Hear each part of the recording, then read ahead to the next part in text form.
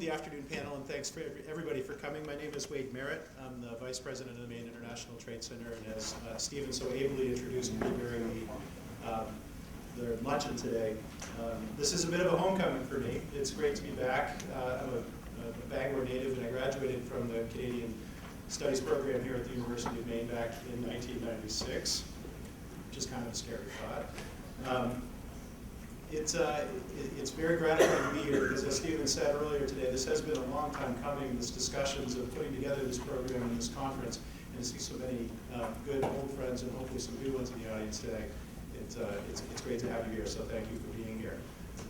My only purpose in standing in the front of the room is going to be to introduce the panel chairs, so I would be happy to talk to any of you if you have any questions about what the Trade Center is doing, as will Janine Carey, who's the president. She'll be here through the afternoon today. So at the breaks, if you have any questions about what's going on or what the Trade Center is doing with Canada, we'd be happy to talk to you about that. As I said, the first thing I'm going to do, my only order of business up here today is to introduce the panel chairs. Our first chair is Marc Jacques, and I'm not going to make the joke I told you I was going to make about it, Marc, I promise. Marc is an old friend and a graduate of the College of Holy Cross in Concordia, and is the Academic and Economic Affairs Attaché at the Consulate General of Canada in Boston. In this position, he works with academics in various fields of research linked to Canada's public policy priorities at New England universities, and promotes Canadian universities to New England guidance counselors and students. He analyzes the economic outlook of the New England market and researches issues such as housing, labor, and transportation. In addition to his duties at the consulate, Marc is also a member of the board of directors of the New England Economic Partnership, a member of the Dean's Advisory Council at Salem State University, and a member of the organizing committee of the New England Canada Business Council's annual energy conference, which is about the longest thing we have in your file. Ladies and gentlemen, Marc Jacques.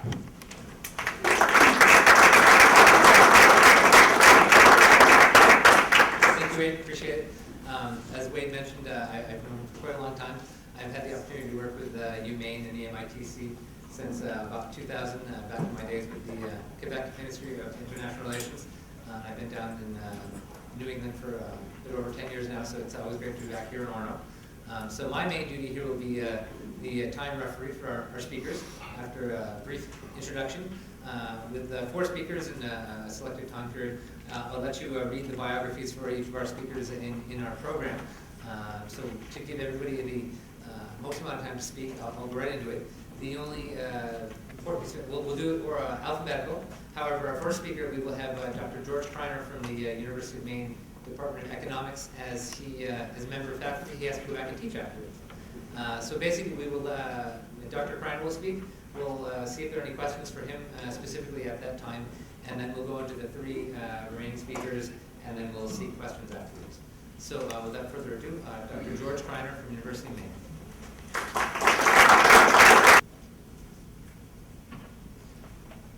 Thank you very much, everyone. It's a pleasure to be here. Pleasure to see former students, current students, and distinguished members of the group. I'm a long-time fan of Canada, did my sabbatical there, and worked with the Canadian American Center here for several years as well. It's all been wonderful. I do have a little bit of dismal news, but I'll try to end on a up note as much as possible. Looking at some cross-border movement of trucks and vehicles, also some ag and food border movement, and then looking at some things in the future. Specifically, I'm going to start with the Eastern Canada car and truck movement. Some of the big factors here in the last 10 years have been the 9/11 passport law, the recession, the exchange rate movement, and then the age and income factors in this region are of some concern. Now I'm going to get back to what was supposed to be my primary topic, but being a full professor, I decided to move things around a little bit. Get back to the agri-food trade and try to lead with some ideas for improvement.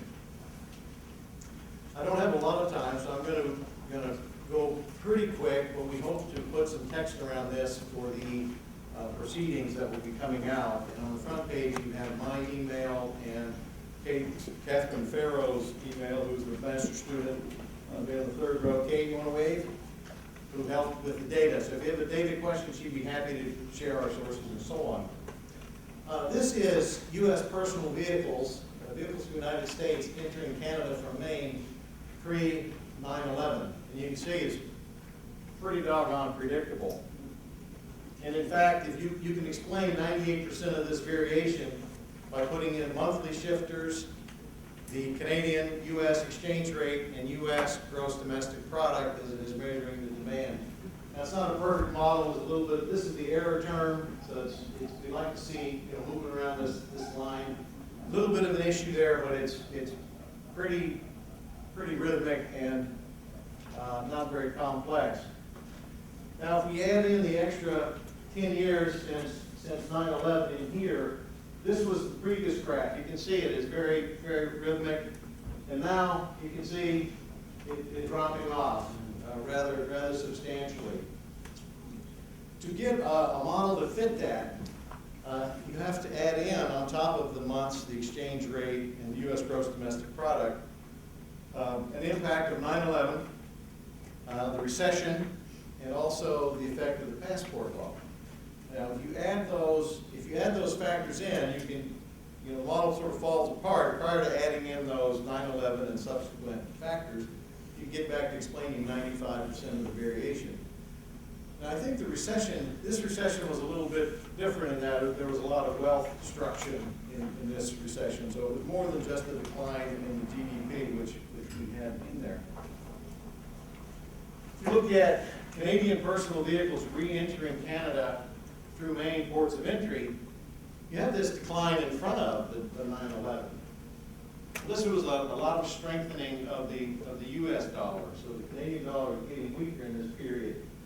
And it's kind of interesting. You see it going up after 9/11, which in some ways is maybe a little bit counterintuitive, but this is when the Canadian dollar is strengthening. So you have this pattern. And if you want to, we modeled this, and if you put in the effective months, the exchange rate, U.S. GDP, Canadian GDP, and also a 9/11 effect, a recession, and passport, we end up explaining 93% of this variation here. If you look at, this is the number of Canadian trucks re-entering Canada through Maine ports of entry. You have this pretty strong rise here, and then a drifting off and a stabilizing effect there. We've got models for this, but in the interest of time, I just wanted to show this overlay. This is the truck traffic, and this is the exchange rate, Canadian to U.S. And so while the Canadian dollar is getting stronger, wait a minute. This is the U.S. dollar. U.S. dollar getting weaker, and you can see the truck trade dropping off right with that. And so the market is much less attractive. Well, let's talk about the border for a minute. Victor Conrad, that name several of you will recognize. He was the Canadian-American economist here at the University of Maine, where he's the director of the Canadian-American Center. Yes. He wrote a report for the Pacific Northwest, and he pointed out that the post-9/11 border, it's much more uncertain. It has a hardened feel about it. It also has a militarization effect. You go through there with literal, Americans there with their machine guns. And he says that many people simply no longer will cross, and as many Americans just won't get a passport. For whatever reason, they won't get a passport. And so it's going to be impossible for them, essentially, to take a nice weekend in August. Let's zoom to Canada, go to Quebec, sit at an outside cafe, have a Pure Royale, and listen to the horses. Not that I ever do that, right? No. So the not so good news is the impact of the militarization. That may not fade. I think there's going to be a passport effect. There's going to be a dampening of that movement just because of the passport. Economic recovery will return, but will it be vibrant for Maine and Eastern Canada? The Canadian-U.S. exchange rate, this is driven very heavily by oil and U.S. monetary policy. This is probably not likely to change, and Canadian dollar is likely to stay strong for a long time. There's essentially no public transportation. between Maine and Eastern Canada, and ground. And also, there's regional age and income concerns. Eastern Canada, New England, Maine are aging. The growth of income is a concern. And then there's just a general decline of small, or it's a tough time for small, medium-sized, semi-urban remote areas. We have some in northern Maine. If you look at, say, Yarmouth, Nova Scotia, just hard for these communities to find economic vibrancy. Real quick on the age, you can see that it's the Eastern Canada. The median age is much higher. Here's Canada at 38.8. You have the lower 40s up there. Very large variation in the aging from 71 to 06. Here is a graph where the red line is Canada. And again, you can see Newfoundland, New Brunswick, PEI. Maine, similar. Maine 42.7. We're the oldest. Northeast is the oldest region. If you look at a graph, you could say maybe over a certain age, people might not want to travel so much anymore. I don't know what that age is, but whatever age you pick, there's a growing number of people that in this Northeast region that are probably now too old to travel, and they won't want to be doing as much traveling as before. So in the income area, Maine's earnings growth ranked worst among states, and the income's lowest in the region. And there's concern of income growth in Quebec. I've not read this study, but I saw it, and I do need that digested, but I thought I would alert you all to it, and the website is there at the bottom. Well, let's try to bring in maybe some positive trends. Here's a quote from the Canadian Agriculture Minister. Like never before, the flow of agricultural trade is essential to our economic growth. This was in February of this year. This is percent of total Eastern Canadian agri-food imports from New England. This is total value of agri-food trade in the Northeast region. These are going up. Maine is number 2 to Massachusetts. This is Maine agri-food imports from Eastern Canada. This big drop from New Brunswick was the case with seafood, but overall upward trend. You can see, I don't know if these lobsters have to have passports, but it's clear we have lobsters going back and forth across the border. Perhaps not the same fish, but we have fish, fresh salmon here, fresh salmon there, other fresh fish, fresh blueberries, and so on. So healthy trade between the two countries.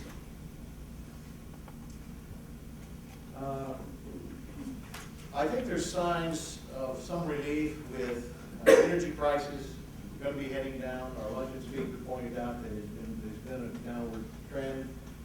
I think one way or another, natural gas is going to be a bigger part of the energy mix in Maine, and that's going to be a savings. And that's going to be money in folks' pockets, which will have economic bang. I personally am a supporter of the East-West Highway. I've not done a study of it, but I've been in other parts of the country where often with highways you can get economic growth, and I think there's a state in the nation that needs some economic growth, it's certainly Maine. You know, I think it's easy to say, let's invest in education. Well, I say let's invest in education, but let's invest smartly. For just one example, why do we begin teaching languages in public schools? And physicians, neuropsychologists, and physicians will tell you, by the time we start teaching languages, most of the brain language learning centers have dried up. Now, to me, it's just stupid.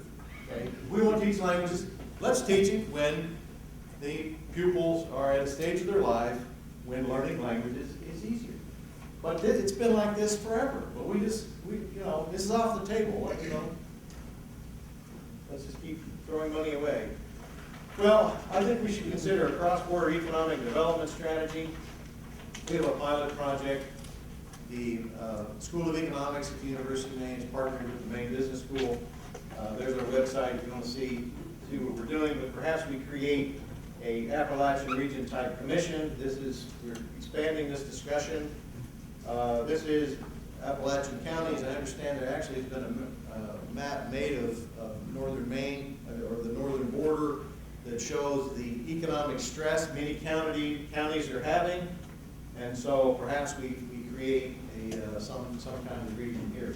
I spent some time in southern Nova Scotia last summer, and they were joking that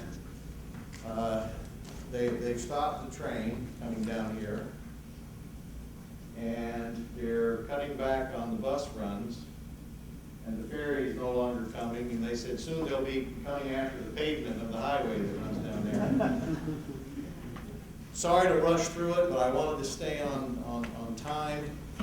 And shall we, you want some questions? Take some questions now, and then I'll be in the panel until after we go to class. Questions or comments? John Holden, I see you have your hand up. Great idea about working together across the border. I know it's not new. No, I didn't have a question, but why is food, there's a clear food agri-product leakage.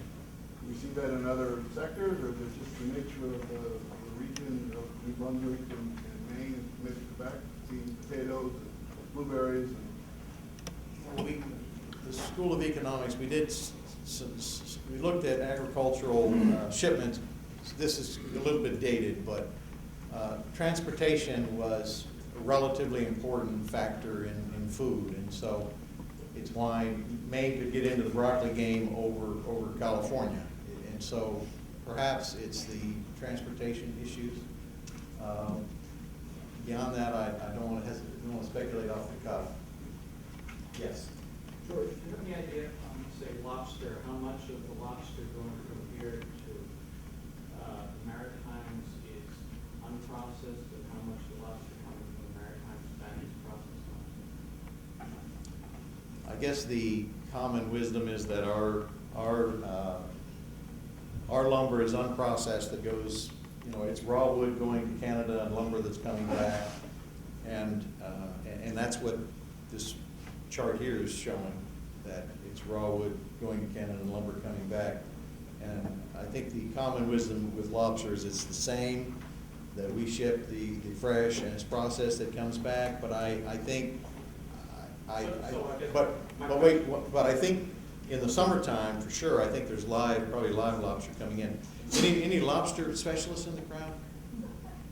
My question is simply to what, this is to get some, to what extent is those trade relations asymmetrical?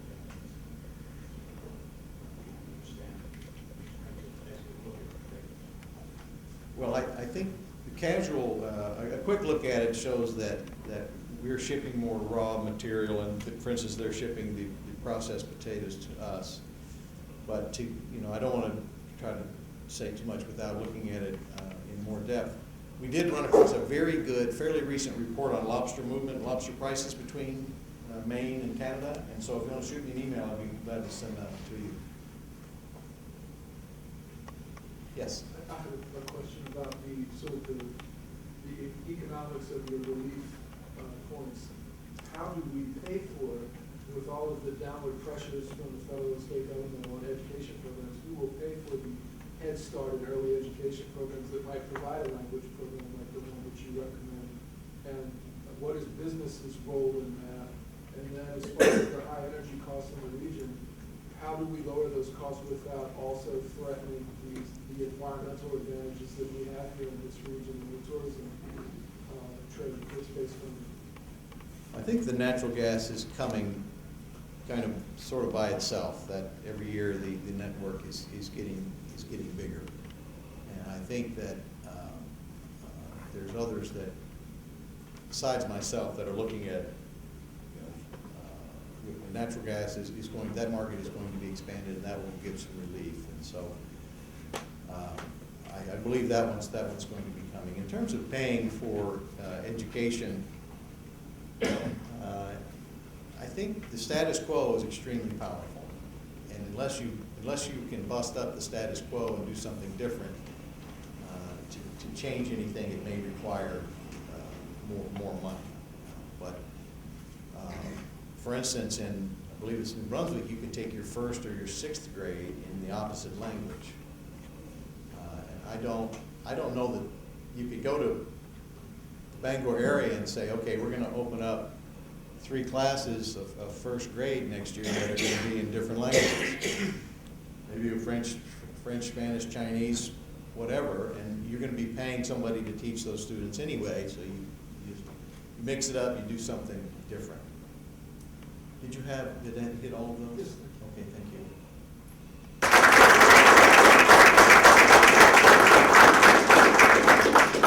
Our next panelist will be Mr. William Beardsley, the Commissioner of the Maine Department of Conservation. Bonjour, and if you're from Newfoundland, good blinding eyes. It's a pleasure to be here, though, coming as a Husson man, coming to Wells Common and to follow President Ferguson and Dr. Criner on the stage makes me feel a little bit like Danny DeVito coming on stage after Brad Pitt and Condoleezza Rice. You have to figure out which is which. But just to let you know, in my responsibilities, I'm very involved with ecotourism, trees, crops, fresh water, minerals, renewable energy, and basic natural resource information. And for folks in Maine and from across the border in Quebec and New Brunswick and the rest of the Atlantic provinces, I certainly would be more than glad to be of assistance. My pedigree is that my ancestors came from Charlotte County in New Brunswick to find work in Maine. And then my dad left Maine with a family, first to go to Montreal and then to Newfoundland to work. And I was at a fishing lodge at Churchill Falls when the then president of Hydro-Quebec, who became the premier of Quebec, the late René Lévesque, negotiated for 1% power from Newfoundland. I was summer staff to the Royal Commission on the Economic Prospects of Newfoundland and Labrador. I was offered a job by the Sewell Company of Maine to be a regional planner in New Brunswick. And I did my doctoral dissertation in what is now Irving Timberland in northern Maine, where incidentally they're growing trees 3 times as fast per acre per year as the trees were growing when I was doing my doctoral research. In short, I can personally identify with the concept of regional economic integration. More importantly, I'm proud to serve Governor LePage, whose ties to Quebec and the Maritimes are even deeper, familiar, linguistic, professional, cultural, visceral, and very real. Make no mistake about it, in our administration, we believe strongly in the potential for regional economic integration, and that it's both timely and mutually advantageous. We believe that it should also be driven primarily by the private sector and private investment. So let me share a few thoughts, and I've given you some kind of strange little collection of maps, which I'll explain as I go along. But first, if we draw a longitudinal line on the globe between Baffin Island and the Arctic to Tierra del Fuego, at the southern tip of South America, we find that 1/3 of Quebec, 1/2 of Maine, 1/2 of Newfoundland and Labrador, and virtually all of the Maritimes lie in an Atlantic time zone. In a previous professional life, I was tasked to do an economic impact analysis of consolidating Alaska's time zones from 5 zones to 2. And in this economic era, in which communications and information flows are instant, critical, and transparent, time zone consolidation is a powerful and profitable integration tool. One has only to look at who's investing in Maine east of the Kennebec River these days, and the case is very clear. It's coming from the Atlantic time zone, as I've defined it. And this time zone concept needs serious policy analysis. It could be the tie that binds. Second, in 2014, the Panama Canal will be open to super container ships for the first time. Those are ships that can't land anywhere but in Halifax, St. John, or Eastport, or Sears Island. As the global map that I've handed out on the top indicates, seaports of Halifax, St. John, and Sears Island are about 1,000 miles closer to the Straits of Gibraltar, and hence to all of Europe and the Middle East than is the U.S. natural resource port of Savannah, Georgia, 500 miles closer than Belém at the mouth of the Amazon in Brazil. To this factor, simply consider that in 2 years, with the expanded Panama Canal, distances from our regional ports to East Asia by super container ships will be shortened by 40%. This may be the seaport breakout opportunity that we in the Maritimes in Maine have been waiting for.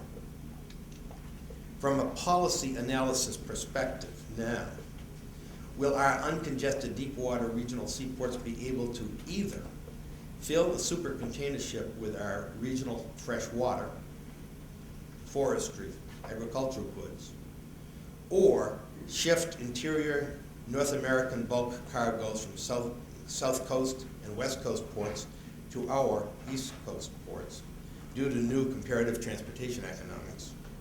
Or can we at least serve as a transshipment point from for the super container ships to the smaller container ships, freight trains, and large trucks that serve the adjoining rich Northeast St. Lawrence Valley market of 60 million people?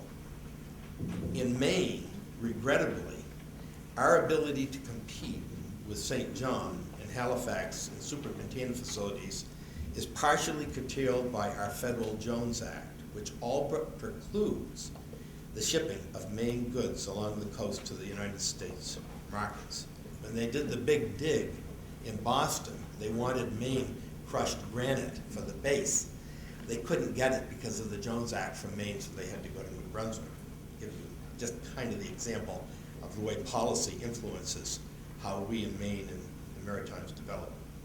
Another regional question we need to analyze is whether an east-west highway will facilitate the St. Lawrence Valley to bypass Maine, as is our fear, on Route 2 and from the maritime ports, or will at the junction of Interstate I-95 and Main Route 1, which leads down to Eastport, we simply deflect traffic away from going back and forth through to Canada towards southern New England ports, Maine ports, and the sea. In Maine, we just started, as John Batera mentioned, a financial analysis of just such kinds of deflections and the locational economic factors that may come into play. This is something I, when I was head of the Division of Finance and Economics for the state of Alaska, we did a lot of this trying to deflect on how Alaska trade would go and the factors that would come into play with new pipelines and transmission and road systems. Third, I have handed out a very simple bar diagram of Maine's net flow of raw timber for 2010. What it shows, and I'm going to make it more complicated ones, but what it shows is a net outflow of saw logs from Maine to Quebec, a relative timber flow balance between Maine and New Brunswick, and a net inflow of pulpwood from the rest of New England. With sawlog prices more than twice pulpwood on a green ton basis, Maine trucks heading north to Quebec mills with sawlogs these days causes considerable political angst in Maine.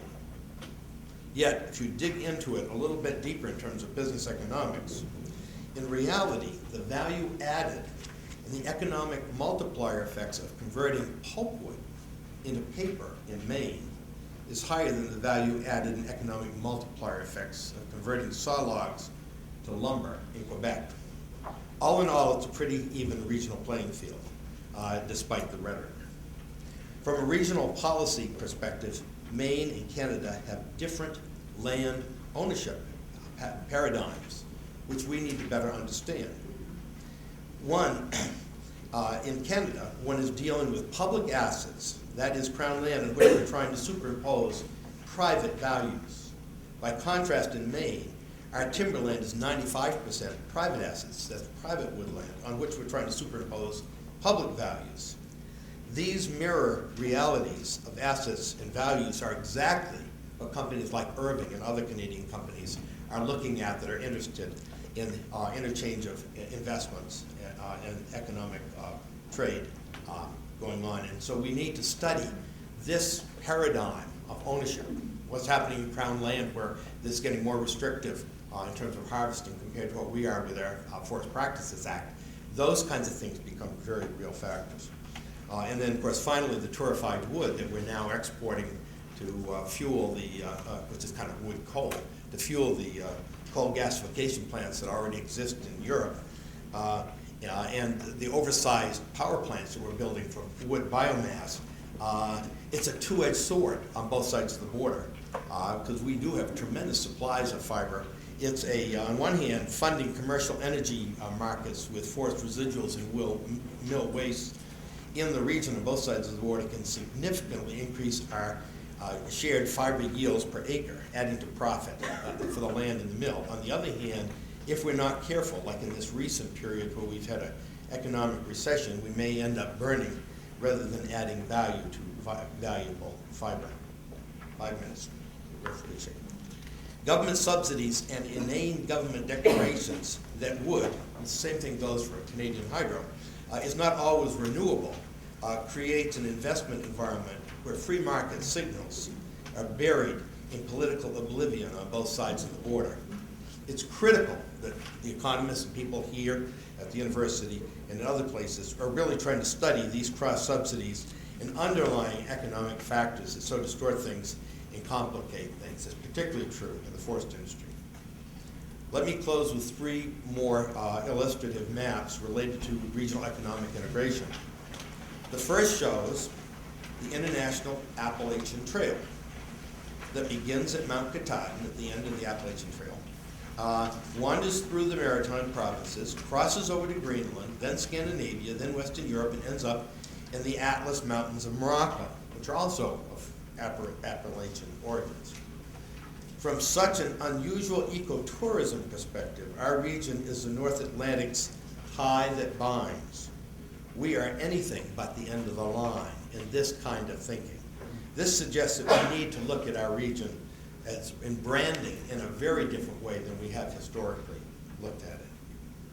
Second, I've attached a map of our shared bedrock formations that make our political borders fade by comparison. It explains why New Brunswick is richer than Washington County, for example. Why we're developing some conservation easements on our side of the border and across the border in Charlotte County and New Brunswick. They're digging for gold. And I'm sitting there saying, have we missed something? And said, Maine, well, maps like this begin to explain some of these things. It's not all different forms of government and stuff like that. It often has what's on the ground. And I'll just give you a few examples. Explains why New Brunswick is now looking for oil. That's the Yellow Maritime Basin on the map. And that pretty much explains why Maine has been looking, but it's come up dry. It shows that the Fredericton, St. Croix, Miramichi volcanic mineral belts have, that's where the gold and the copper and the lead and the zinc that we're all chasing after right now, where that lies. And you can see that it goes along the border of the coast, it goes up towards the Miramichi, and then there's a band up in John Martin's territory up in the northern part of the state. And you've heard a lot about that with the new legislation on mining in Maine in the last few periods. Then you see the kind of the pale blue. That's where you've got limestone soils, carbonate soils that are very, very fertile, very high yield. That's where you can cost justify capital-intensive silviculture and agriculture more than anywhere else, because you can double and triple your yields there, where if you do it over by the Allagash or somewhere else, it might go up double, but it won't go up triple, and you can't cost it. So there's a much different paradigm for how you harvest the stuff. And you can see how that blue crosses, that's right in the pit, and that's just Friday. We were up opening a fertilizer plant on the border of Fort Fairfield, and it's right in the middle of that blue. And it's a world-class fertilizer plant. And that's what industry is doing. It's not an arbitrary, why would you locate in Fort Fairfield?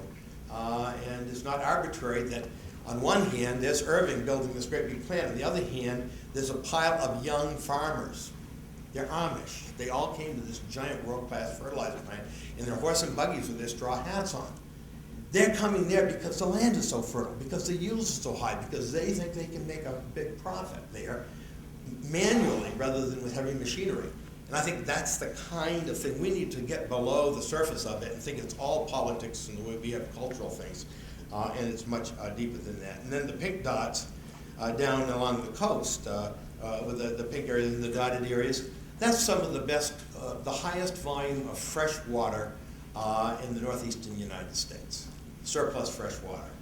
Now, you can use it for salmon, you can use it for aquaculture, you can use it for irrigation, or you can export it to the Middle East in tankers and backhaul a much lower priced oil. We're dealing with high volumes on both sides of the border. We need to begin to think in that context, and we are. That's some of the things that I've been tasked to think about in my administration role. And that's what we found, so what drives the public policy and things like that. Lastly, I've included the 2011 map of the spruce budworm defoliation in the province of Quebec. Budworm is endemic to our region, and it's not an invasive species. It's always here, just gets stronger and weaker, and it's on its way. It's going to hit us in 8 to 12 years. And we need to be ready for it 1 minute to go, right on time. Just as we are already have excellent regional compacts in fighting forest fires, we would be well advised to increase our regional collaborations in infrastructure, economics, tourism, and also to deal with our common enemy, which is world competition and disease. So this conference is just the place to broaden our regional dialogue on our shared resources and trends. And Governor LePage and our administration are very ready to serve on that team. Thank you very much.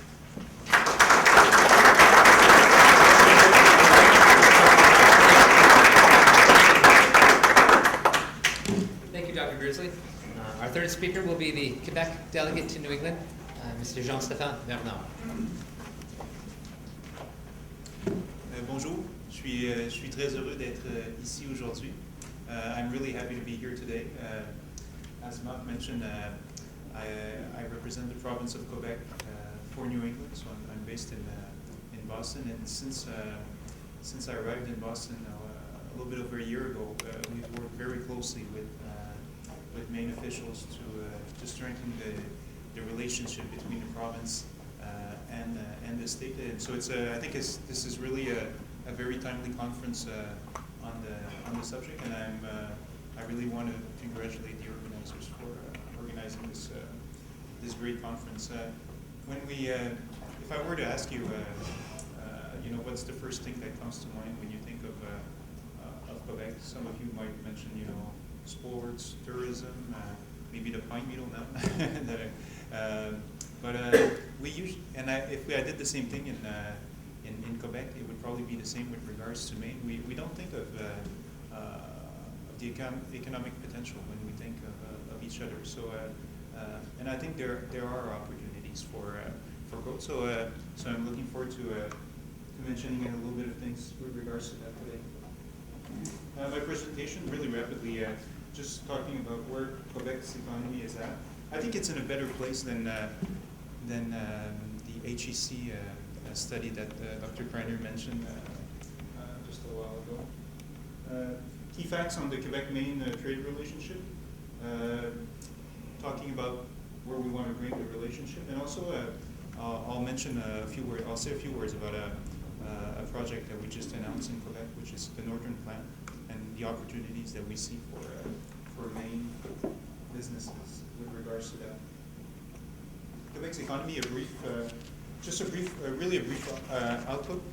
What I can mention with regards to this, if Quebec was a country, our economy would rank at 21st amount compared to those of OECD member countries. I think Quebec is one of the areas in the world that really emerged successfully from the previous economic crisis.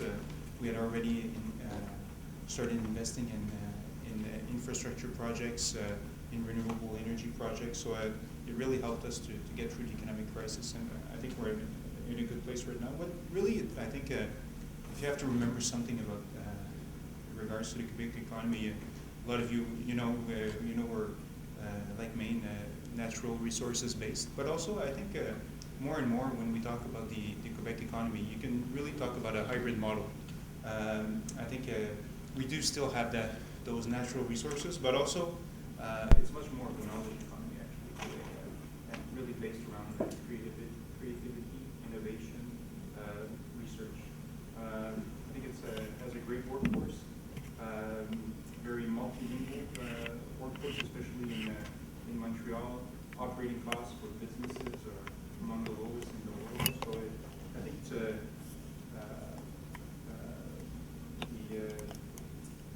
economy is a good place right now. The key sectors, when you're talking about the Quebec economy, the key sectors, of course, we'll talk about natural resources, but also sectors like aerospace, Bombardier, CAE, companies like that are really doing amazing things right now. Life sciences, over 350 companies in a sector that's where Quebec is positioning itself as one of Canada's leading, one of Canada's leaders. Of course, energy. Like for us, it's hydroelectricity. We made the decision a long time ago to develop that file. Today, 96% of the consumption in Quebec is hydroelectricity, clean and renewable source of energy. I'll say a few words a little later with regards to what our plans are, but a lot of our exports are to the New England and New York market, and we think there's opportunities to expand on that. I think what's also important to remember with regards to all these sectors, and you see, the number of companies and the number of jobs that are related to that. I think is most of these sectors are what makes the strength of these sectors is that they're built into clusters and with strong ties to the research centers and the universities in Quebec. So it's an orientation that Quebec took a while back, and that's really paying a lot of dividends. A few words on the Quebec-Maine trade relationship. It's pretty much been steady, I'd say, over the years. Right now it's at about $1 billion a year, mostly timber, forest, and paper related, energy also. We have 8 companies from Quebec that have offices here in Maine. I really feel that there's opportunity for growth to bring to the relationship to another level. But I think it will require us to look at different opportunities for diversification, and I think there are opportunities for diversification. When you look at different sectors, manufacturing, looking at what we can do together in the composites sector, life sciences with regards to medical devices, medical technologies, information and communications technology. In Quebec, especially right now, as an example, the gaming sector, not the lotteries, but really the gaming is experiencing incredible growth. We went from about maybe 500 jobs in that sector about 6 years ago to well over 10,000 today. So there's a lot of opportunities in the IT sector. Biofood, promoting each other's products in the restaurants, in the markets in Quebec and in Maine. Tourism, looking at how we can partner, to create tourism corridors. So how can we bring this relationship one step further? And this are just a few suggestions. As the Quebec representative for New England, it's my responsibility, my office's responsibility to look at how we can expand. I have to say I've been really impressed since I've come into my job by the quality of the Maine officials that I've worked with regards to that. John, who spoke at lunchtime, who works for the governor. Janine, who works for the International Trade Center. I think you have really dedicated and highly competent officials here, and we've been collaborating together to look at how we can do this. And I think it all starts with the building the relationships. It's not enough to say, we're gonna do more together, or we're gonna do things together. You have to come and meet the officials in Quebec, come and see the businesses. Quebec companies have to do the same thing, come to Maine, meet with the people, showcase their things. So there's different ways to bring this trade missions. John mentioned at noon that we're working on an agreement that will focus on many sectors, trade being one of them, and that's going to put a lot of pressure on an agreement that will be signed by the Premier and the Governor, and it's an agreement that will put a lot of pressure on key economic officials and people like me to deliver results with regards to the Quebec-Maine relationship. Like John mentioned at lunchtime, Governor LePage was in Quebec in last October, and he met the Premier for the first time, and it was really a really good meeting. Not only did they hit it off, I'd say on a personal level, but also on a professional level. They really had the same objective. They both, and actually when the Premier appointed me to Boston, one of the things that he had mentioned to me, even before I started discussing with Maine officials, was, I really do want to do something big with Maine.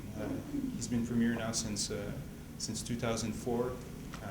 We've talked a lot about doing some big things, and we just have never gotten to that point. And the Governor was exactly the same.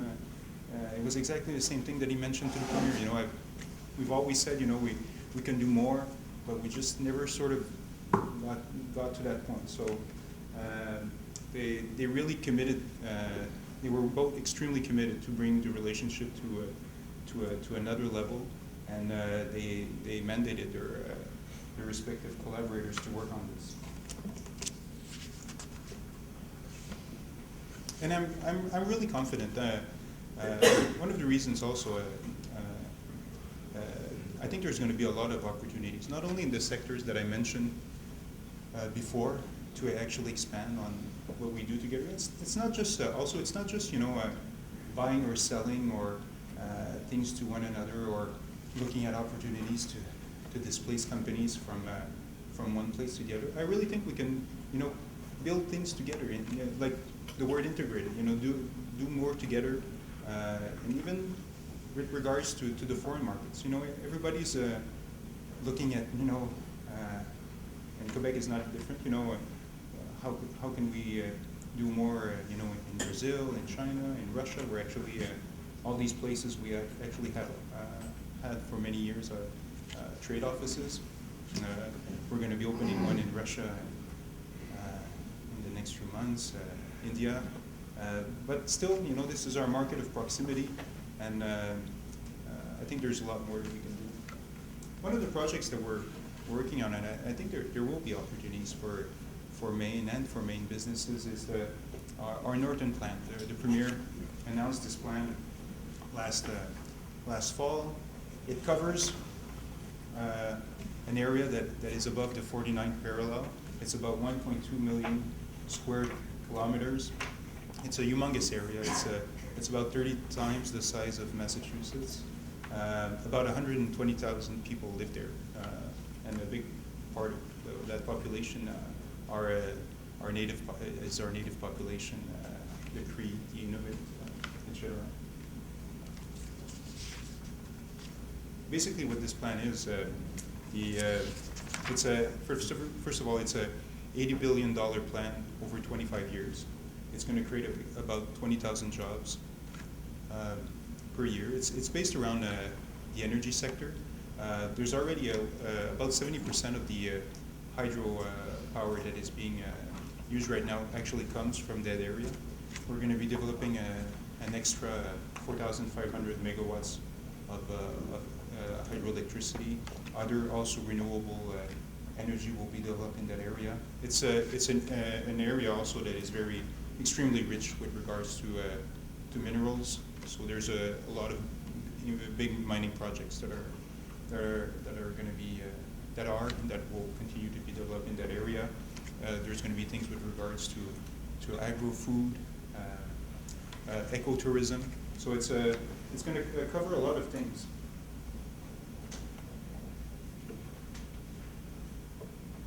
What I wanted to mention also with regards to the energy, like I mentioned, we already sell in the New England market, New York market, on the spot market. We have a long-term contract also with Vermont. But we're also going to have a lot of capacity, extra capacity to continue selling even more in the U.S. market. The issue right now, as a lot of you probably know, is a transmission issue. We have a project right now that's being developed, or that is in the works in New Hampshire. It's called the Northern Pass Project. We'll see how that project moves forward. Right now,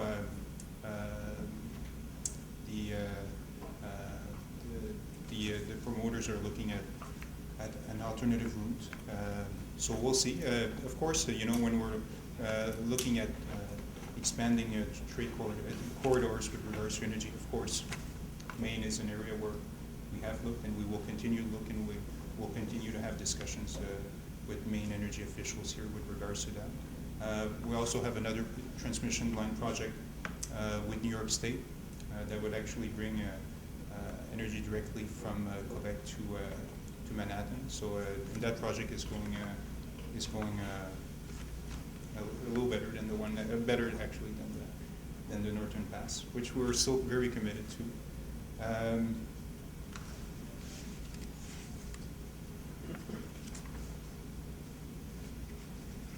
just want to make sure I haven't forgotten anything.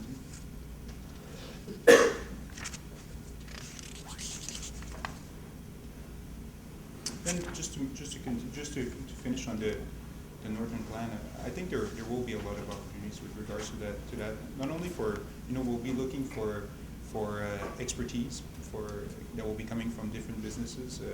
Hopefully some in Maine, workforce also to come and collaborate with that project. We've been talking about this project. The Criner has been going all over the world. We've had actually delegations from everywhere who've come to the north to see and look at the possibility, the opportunities for investment and also for collaboration. So I think I'll be looking forward to working with Maine to look at what will be the opportunities for Maine with regards to that. So just en terminant, in closing, I just want to mention I think we are Quebec and Maine do enjoy a fertile relationship. And we have such a rich history together with regards to the Franco-American communities and also collaboration and trust that was built in different activities with which we collaborated in the past. And I do believe, and I've said this many times during the speech, and I've said this to a lot of people since I've come in. I really do believe that like the Premier, like the Governor, I do believe that there's opportunities to bring our relationship to another level, and I'm fully committed to working hard to make that sure that we attain that goal. Merci beaucoup. Je suis très heureux d'être ici. Bonjour.